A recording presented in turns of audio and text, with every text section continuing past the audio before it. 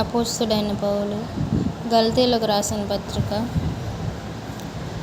2వ అధ్యాయము. అటు పిమ్మట 14 సంవత్సరములైన తరువాత నేను తీతును వెంటబెట్టుకొని బర్నబాతో కూడా యెరూషలేమునకు తిరిగి వెళ్ళితిని.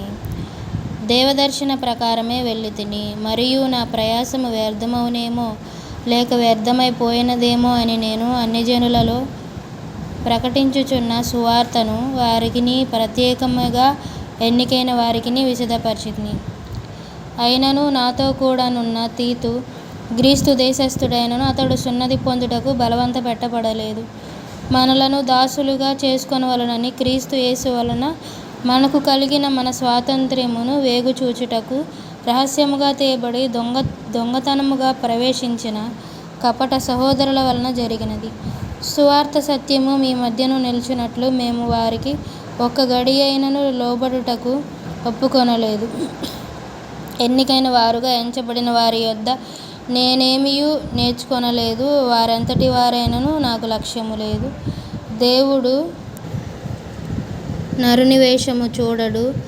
ఆ ఎన్నికైన వారు నాకేమీ ఉపదేశింపలేదు. అయితే సున్నతి పొందిన వారికి బోధించుటకై సువార్త పేతురుకు ఎలాగూ అప్పగింపబడెనో అలాగూ సున్నతి పొందని వారికి బోధించుటకై నాకు అప్పగింపబడెనని వారు చూచినప్పుడు, అనగా సున్నతి పొందిన వారికి అపోస్తలుడగుటకు పేతురును సామర్థ్యము కలుగచేసిన వాడే అన్యజనులకు అపోస్తలుడగుటకు నాకును సామర్థ్యము కలుగచేసెనని వారు గ్రహించినప్పుడు, స్తంభములుగా ఎంచబడిన యాకోబు, కేఫా, యోహాను అనువారు నాకు అనుగ్రహింపబడిన కృపను కనుగొని, మేము అన్యజనులకును తాము సున్నతి పొందిన వారికిని అపోస్తలులుగా ఉండవలెనని చెప్పి తమతో పాలివారమనుటకు సూచనగా నాకును బర్నబాకును కుడి చేతిని ఇచ్చిరి. మేము బీదలను జ్ఞాపకము చేసుకొనవలెనని మాత్రమే వారు కోరిరి. అలాగు చేయుటకు నేనును ఆసక్తి కలిగి ఉంటిని. అయితే కేఫా అంతియొకయును వచ్చినప్పుడు అతడు అపరాధిగా తీర్చబడెను గనుక నేను ముఖాముఖిగా అతన్ని ఎదిరించితిని. ఏలయనగా యాకోబు నొద్ద నుండి కొందరు రాకమునుపు అతడు అన్యజనులతో భోజనము చేయుచుండెను గాని వారు రాగానే సున్నతి పొందిన వారికి భయపడి వెనుకతీసి వేరైపోయెను. తక్కిన యూదులను అతనితో కలిసి మాయావేషము వేసుకొనిరి గనుక బర్నబా కూడా వారి వేషధారణము చేత మోసపోయాను. వారు సువార్త సత్యము చొప్పున క్రమముగా నడుచుకొనకపోవుట నేను చూచినప్పుడు అందరి ఎదుట కేఫాతో నేను చెప్పినదేమనగా, నీవు యూదుడవై ఉండియు యూదుల వలె కాక అన్యజనుల వలె ప్రవర్తించుచుండగా అన్యజనులు యూదుల వలె ప్రవర్తింపవలెనని ఎందుకు బలవంతము చేయుచున్నావు? మనము జన్మం వలన యూదులమే గాని అన్యజనులలో చేరిన పాపులము కాము.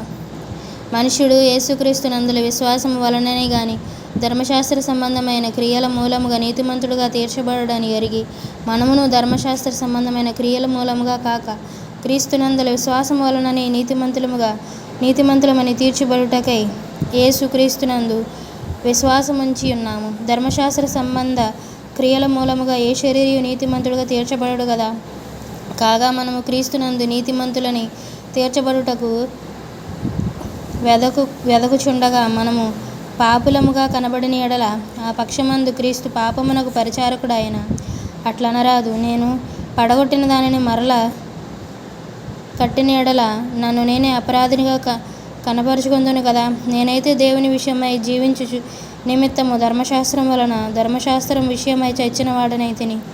నేను క్రీస్తుతో కూడా సిలువ వేయబడి ఉన్నాను. ఇకను జీవించువాడను నేను కాను, క్రీస్తే నా యందు జీవించుచున్నాడు. నేనిప్పుడు శరీరమందు జీవించుచున్న జీవితము నన్ను ప్రేమించి నా కొరకు తన్ను తాను అప్పగించుకొనిన దేవుని కుమారుని అందలి విశ్వాసము వలన జీవించుచున్నాను. నేను దేవుని కృపను నిరర్ధకము చేయను. నీతి ధర్మశాస్త్రం వలనదైతే ఆ పక్షమందు క్రీస్తు చనిపోయినది నిష్ప్రయోజనమే. ఆమేన్.